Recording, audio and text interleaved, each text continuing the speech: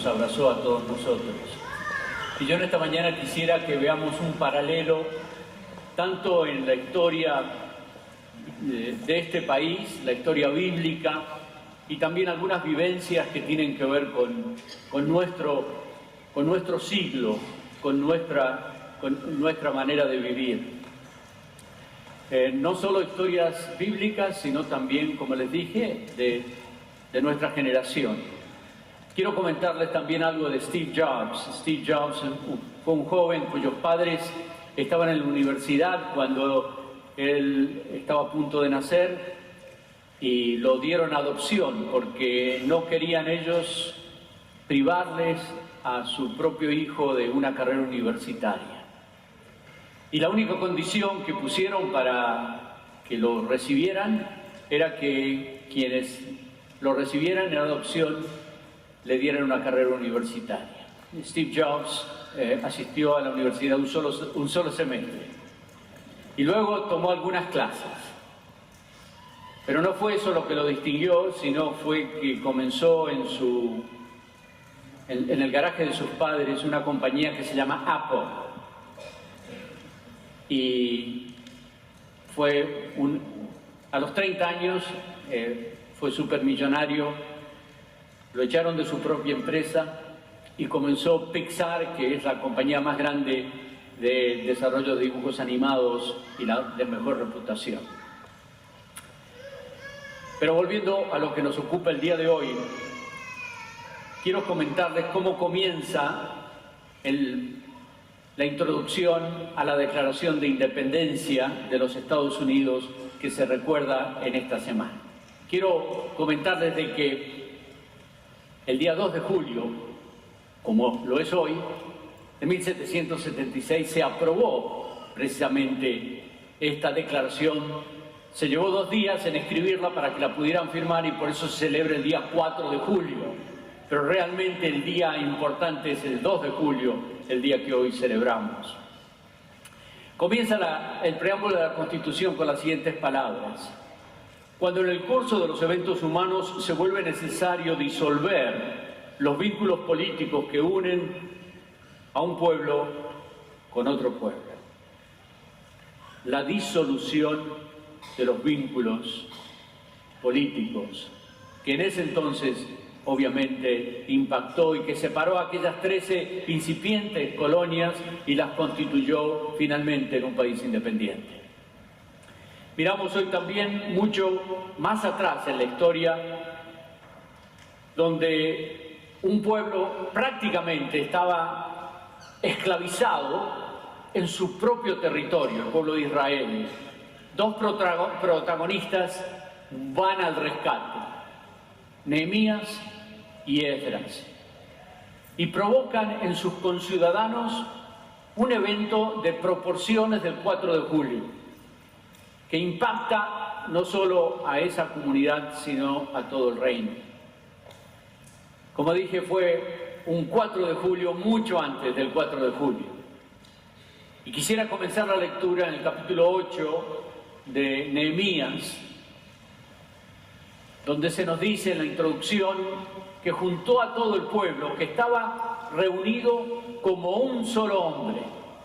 Ese día nadie fue a la playa. Ese día nadie fue a visitar a los parientes. Ese día nadie se quedó en la casa a preparar comida para las visitas que iban a venir al mediodía. Ese día estaban todos, dice el párrafo bíblico, como un solo hombre. Capítulo 8, verso 5 dice que abrió pues Esdras el libro de la ley de Dios, a los ojos de todo el pueblo, porque estaba más alto, en una plataforma se entiende, que todo el pueblo. Y cuando abrió el libro, todo el pueblo estuvo atento. Créanlo o no, nadie estaba revisando los mensajes en su teléfono. Nadie estaba texteando mientras él leía la palabra. Todos, dice, estaban atentos a la palabra de Dios. Verso 6. Bendijo entonces Esdras a Jehová Dios grande. Y todo el pueblo respondió, amén, amén. Alzando sus manos, se humillaron y adoraron a Jehová inclinados en tierra. Verso 7. Capítulo 8. Y leían el libro de Dios claramente y le ponían sentido, de modo que entendiesen la lectura. La palabra de Dios y el Espíritu de Dios estaban penetrando las conciencias y los corazones del auditorio. Y Dios, en ese momento, por su palabra y por su Espíritu, obró un avivamiento de proporciones extraordinarias. Como en nuestro caso, no todos eran bilingües. Estos habían vivido en el extranjero, habían sido traídos a su tierra natal. Por lo tanto, Nehemías y los levitas se encargaron probablemente de traducir lo que se estaba leyendo en lengua hebrea para que lo entendieran. Pero sin duda, más allá de sus explicaciones, fue el Espíritu Santo que obró de una manera extraordinaria, de manera que los que escucharon la palabra de Dios fueron conmovidos hasta las lágrimas. Tanto fue el impacto que las próximas 2 semanas fueron semanas de preparación para otra fiesta que iba a durar también una semana. Verso 9, capítulo 8 de Nehemías. Y Nehemías, el gobernador, y el sacerdote Esdras, escriba, y los levitas hacían entender al pueblo, dijeron a todo el pueblo, día santo es a Jehová, nuestro Dios.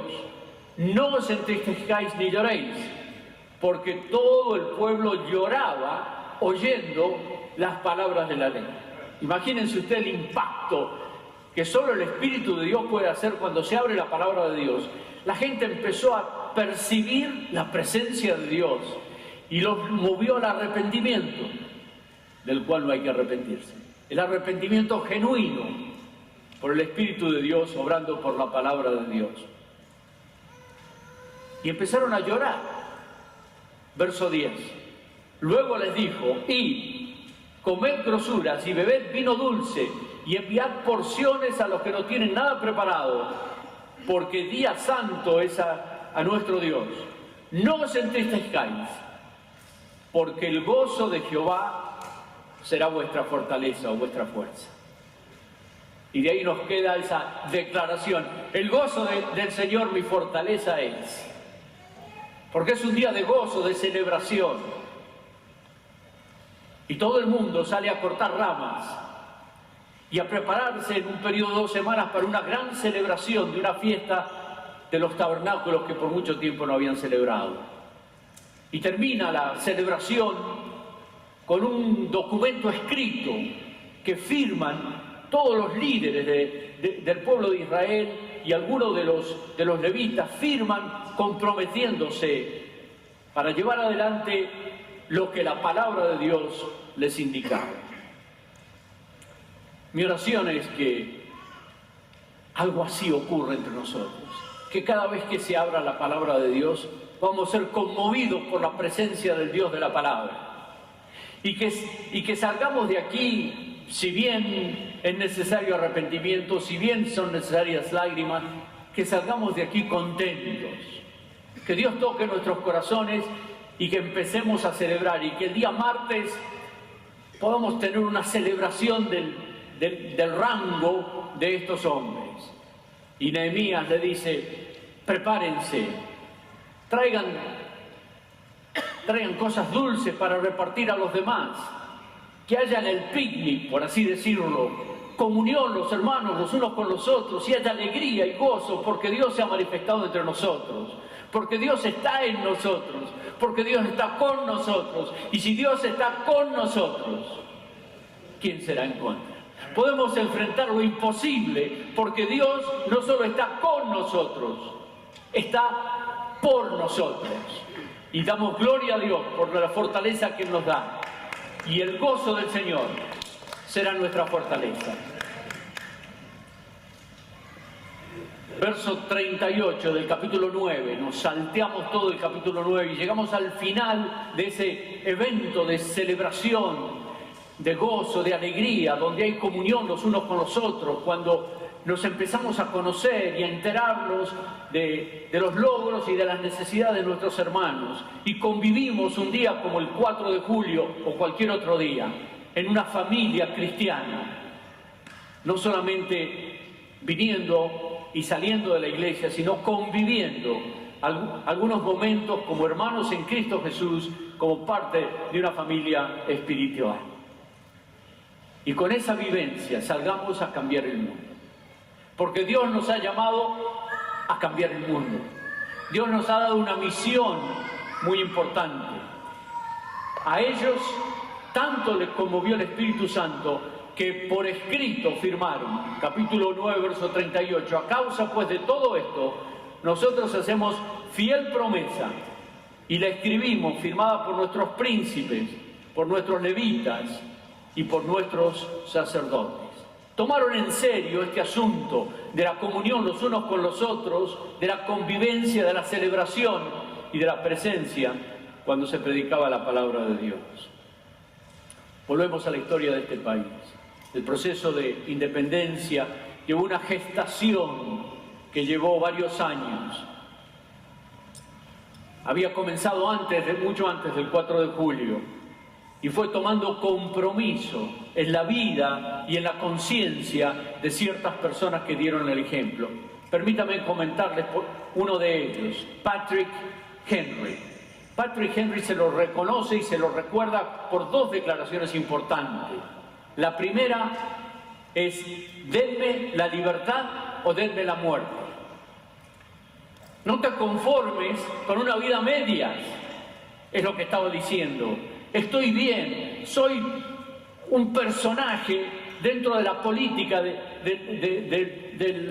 la colonia en la cual estoy, pero no me importa, denme la libertad o denme la muerte. 23 de marzo de 1775, en la segunda convención de la colonia de Virginia. La segunda de sus declaraciones también es importante. Dijo esto: 3 millones de personas armadas, la población de las 13 colonias más o menos, 3 millones de personas armadas con la justa causa de la libertad, y en un país como el nuestro son invencibles contra cualquier fuerza que el enemigo tenga contra nosotros. Escuchen bien, dijo: nosotros somos invencibles. Quiero aclararles, no dijo invisibles, dijo invencibles, y hay mucha diferencia.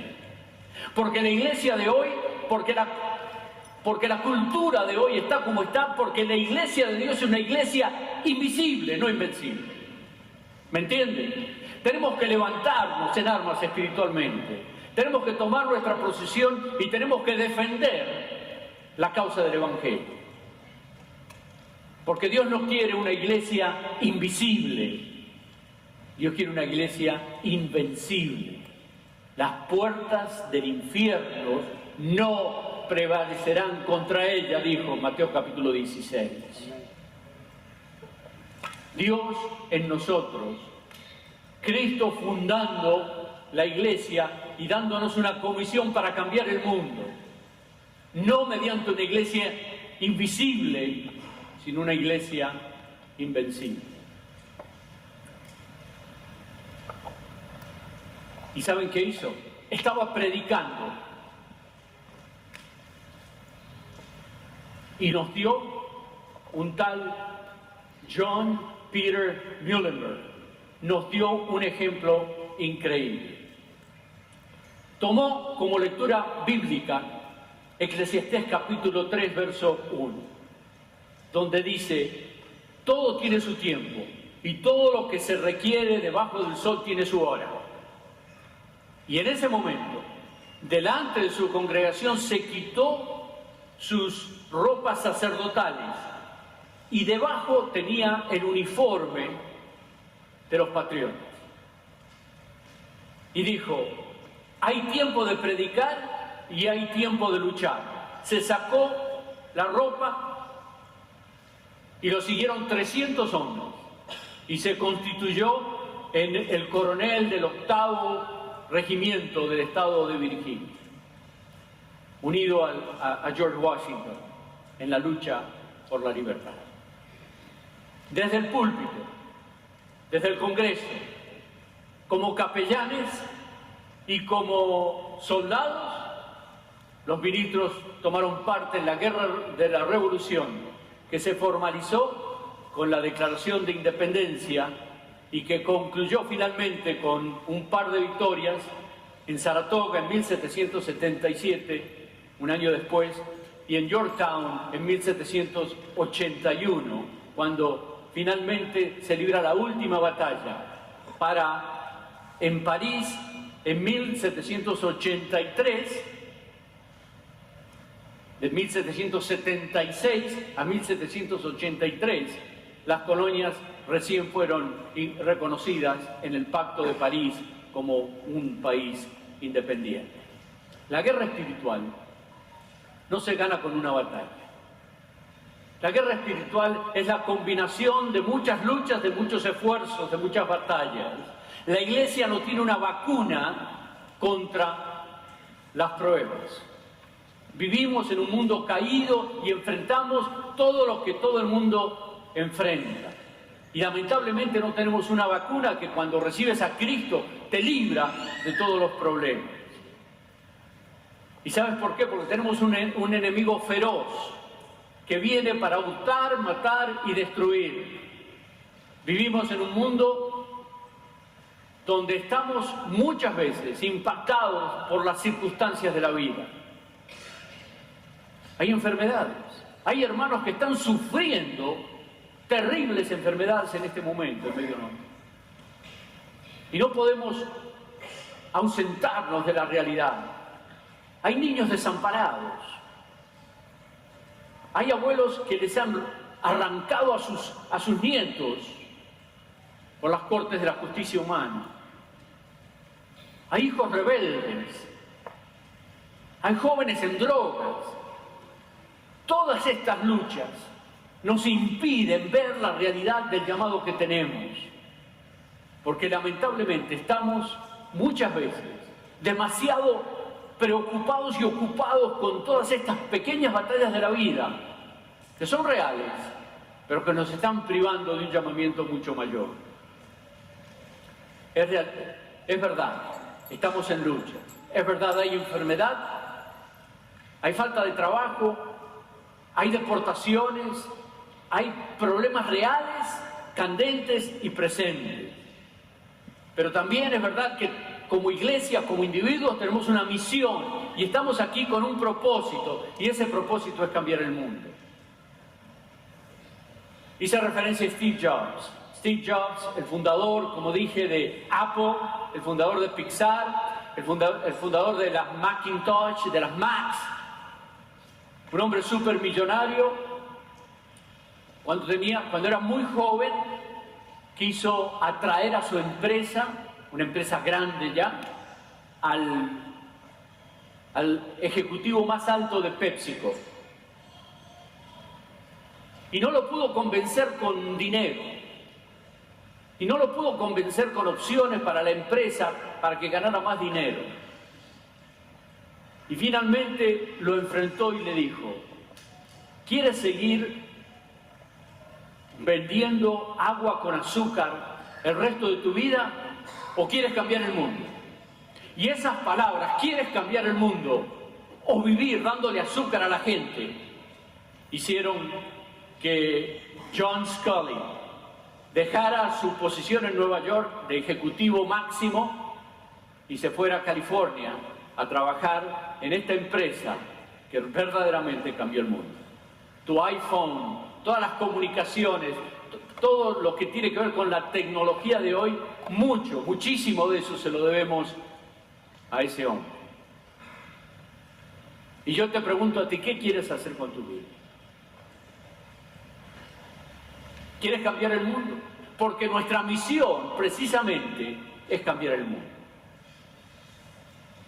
Y es el desafío que Jesús nos hizo, que le hizo a los suyos, y nos lo han pasado de generación en generación. Hay una necesidad profunda en cada uno de nosotros de cambiar el mundo. La hemos tapado con muchos entretenimientos y con muchos sueños que no se lograron y con muchos entretenimientos de la vida que la vida nos ha puesto. Pero dentro de nosotros hay una necesidad de impactar el mundo, de cambiar las cosas, de bendecir a alguien, de salvar a alguien. Y es el sueño perdido que Dios quiere rescatar en este día y en esta fecha de libertad y de liberación. Nuestra misión es cambiar el mundo, es traer esperanza a un mundo perdido, es traer salvación a un mundo perdido. Como esos 4 que encontraron las provisiones que el pueblo necesitaba. Y dijeron, no estamos haciendo bien, hoy es día de buenas nuevas, de buenas noticias. Y nosotros estamos callados, conformándonos con lo que estamos disfrutando nosotros. Hoy es un día no solo de reconocimiento del pasado y de lo que costó nuestra libertad, porque la libertad no es gratis. Freedom is not free. Pero también es un momento para rescatar una misión que Dios nos ha dado a nosotros de cambiar el mundo. 56 hombres de éxito firmaron aquel primer documento que se aprobó un 2 de julio y que se comenzó a firmar un 4 de julio de 1776. Estos hombres eran hombres acaudalosos, hombres importantes, hombres de empresa, y juraron uno al otro, comprometiendo palabras textuales, sus vidas, sus fortunas y su honor sagrado. We mutually pledge our lives, our fortunes, and our sacred honor. 56 hombres se la jugaron por la libertad de todos nosotros y firmaron de puño y letra la Declaración de Independencia que celebramos, como dije, los 4 de julio. Varios firmantes fueron capturados por los británicos, encarcelados y juzgados por traidores a la corona. Como resultado de su compromiso con la revolución, las mansiones donde ellos vivieron se convirtieron en cuarteles del enemigo o de los patriotas y perdieron la comodidad de una vida placentera y exitosa. Sus mansiones vandalizadas, sus familias muchas veces destruidas, perdieron la fortuna, varios de ellos. Norris y Livington, 2 de los firmantes, como muchos otros, sufrieron pérdidas de sus propiedades. El comercio, todas sus empresas fueron afectadas por la revolución y muchos perdieron todo, vieron sus fortunas disiparse porque la guerra paralizó sus negocios. Un tal Tom McKean tuvo que trasladar su familia 3 veces en 5 meses porque los estaban buscando de un lado a otro. Perdieron mucho o perdieron todo, pero cambiaron el mundo. Cambiaron el mundo y fundaron este país al cual nosotros, muchos de nosotros, hemos venido. Firmaron, comprometieron sus vidas, sus fortunas y su honor sagrado. ¿Qué estás dispuesto a dar por alcanzar lo que no se puede perder? ¿Qué estás dispuesto a dejar por obtener aquello que nunca vas a perder? Esa es la pregunta que está en el aire del cristiano que viene a escuchar la palabra de Dios para que el Espíritu de Dios despierte y avive ese fuego que está en nosotros. ¿Cuándo vas a despertarte de ese insomnio espiritual y vas a tomar tu lugar en el ejército de Dios. ¿Cómo comenzamos? Preparándonos con la Biblia.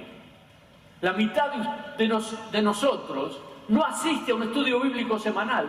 Puedes concebir el crecimiento cristiano sin el estudio de la Biblia. Y la respuesta es no. De ahí la importancia de comenzar. ¿Cómo vamos a comenzar?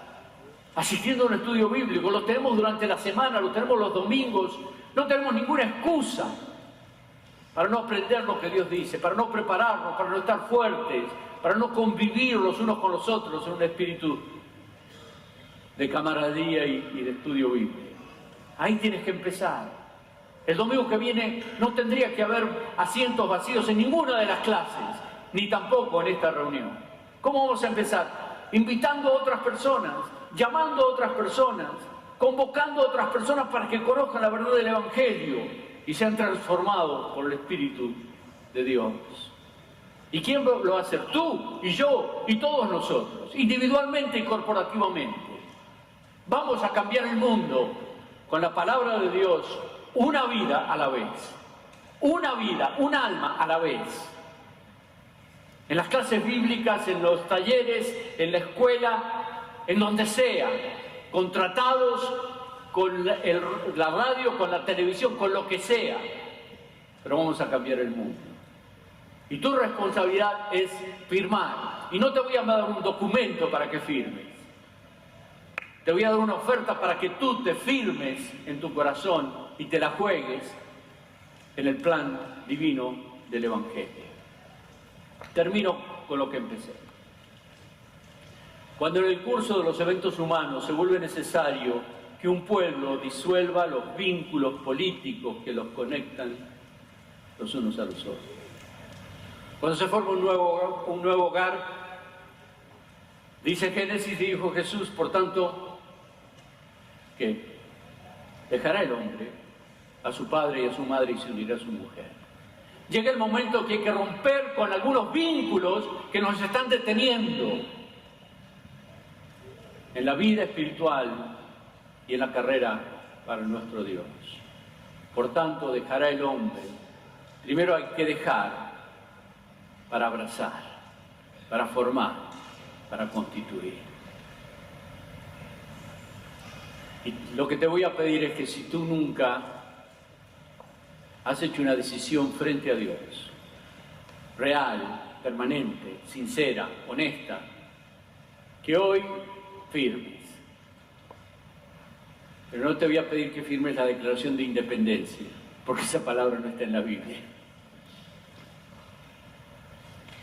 Te voy a pedir que firmes la declaración de dependencia. Los derechos Miranda nos dicen, no tienes que declarar. Venga el 9 de julio a escuchar al abogado de inmigración y probablemente le diga, no declare. Dios dice, el que encubre su pecado no prosperará, pero el que lo confiese y se aparta alcanzará misericordia. Es al revés, todo es al revés. En el plan divino y en la iglesia del Dios viviente. La mente humana no puede captarlo, pero comienza con una entrega, con una declaración de dependencia. Y te voy a pedir que lo hagas ahorita mismo. Y le voy a pedir a todos que por favor me acompañen en oración para concluir así esta reunión. Oremos. Gracias, Señor, por darnos la libertad. Sabemos que la libertad no es gratis, porque Cristo murió por nuestros pecados, el justo por los injustos, para llevarnos a ti. Gracias, Señor. Gracias por enviar a tu Hijo, Jesús. Gracias por venir y morir en mi lugar y en lugar de todos aquellos que hemos pecado. Y ahora te pido, Señor, de que tú despiertes dentro de nosotros hombres y mujeres que estén dispuestos a vivir una vida entregada, una vida de sacrificio, una vida de comunicación del Evangelio, para que este lugar esté repleto de personas que te buscan a ti, que te encuentran a ti. Y te ruego, Señor, de que tú nos des ese fuego para ganar muchas almas. Y ahora, Señor, te pido que tú bendigas a aquellas personas que nunca han hecho una decisión, que han llegado muchas veces a la puerta de una decisión, pero no han entregado su vida a Jesucristo. Pero hoy han sentido algo dentro de ellos y hoy quieren hacer una oración. Y yo voy a hacer una oración. Y tú, querido amigo, amiga, hazla conmigo si quieres. Dile a Dios, Dios mío, dile, Dios mío, perdóname, soy pecador. Dile, no tengo que informarte eso. Perdóname. Dile, entra en mi corazón, sucio como está, entra, Señor, limpia. Entra en mi mente, Señor, perdóname. Siéntate en el trono de mi vida. Dile, quiero que seas mi Señor y mi Salvador. ¿Se lo dijiste?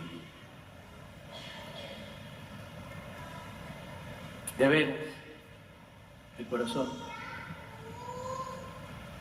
Mientras estamos así en este momento tan especial, quiero pedirte que, si tú oraste conmigo, mientras todos están orando, que tú alces tu mano en alto rápidamente y me digas de esa manera silenciosa: yo hoy firmé mi declaración de dependencia y de ahora en adelante quiero depender de Cristo y nada más. Si tú lo hiciste, enséñamelo alzando tu mano rápidamente en alto, que te vea y luego la bajas. Dios le bendiga a usted y puede bajar su mano. ¿Habrá alguien más allá? ¿Alguien más? El día de hoy, si usted, Dios le bendiga. ¿Habrá alguien más? Señor, yo te doy gracias porque el reino de los cielos se ha acercado y los valientes lo arrebatan. A ti sea la honra, la gloria y la alabanza por los siglos de los siglos. Amén. Que Dios les bendiga. Les voy a pedir a aquellos que tienen una necesidad de oración que por favor pasen. Aquí vamos a estar algunos de los pastores y otros consejeros para orar. Y si usted oró conmigo, también pase. Me gustaría estrecharle la mano y desearle un día maravilloso. Que Dios